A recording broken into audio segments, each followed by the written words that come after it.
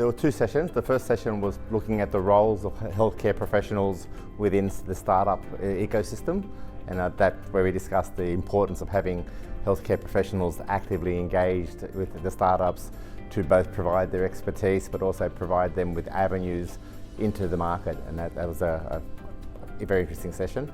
And the second presentation was looking around the role of technology in independent living, and there we focused on the need for tighter integration between aged care, healthcare and social care, and how technology can facilitate that by enabling all the parties involved in delivering care to work from the same source of information rather than have disparate sources of information.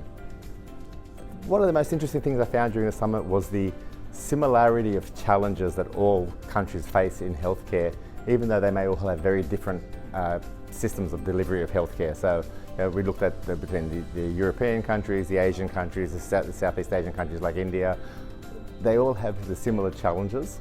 They all have different ways of answering those challenges, but underlying it all is the need for good information and good data to enable proper decision making.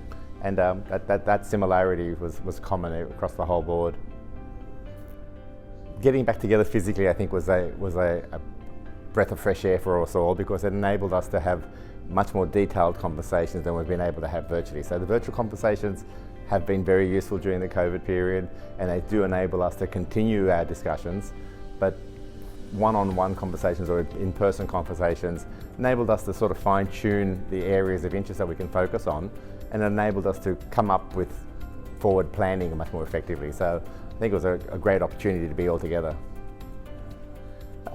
I think the biggest challenge digital health will face going forward will be the actual digital health workforce. So we already face a significant challenge with the healthcare workforce. We find that providing enough healthcare workers is challenging. As people come into digital health, the number of roles they'll need to fill will increase significantly, and the scope of what the roles they need to fill will be significant.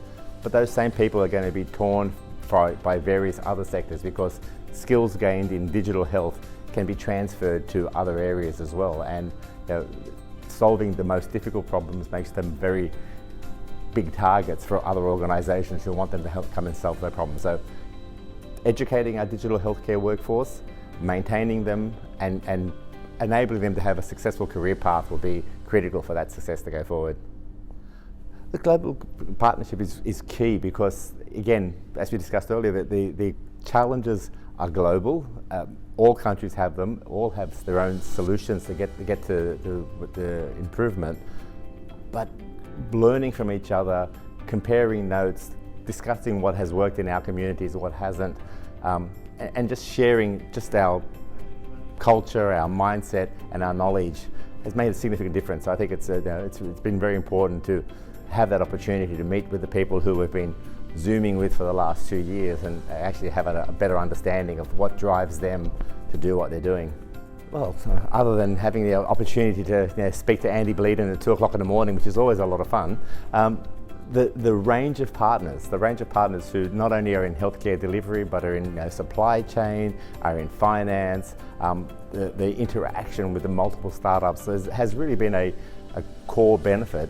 And whilst it's called European, the reality is it's a global partnership there. Every country has a significant play in it, but the similarities between the European healthcare systems and the Australian healthcare systems have enabled us to speed up a lot of their discussions. So the Americans and so many other geographies have a very different healthcare system.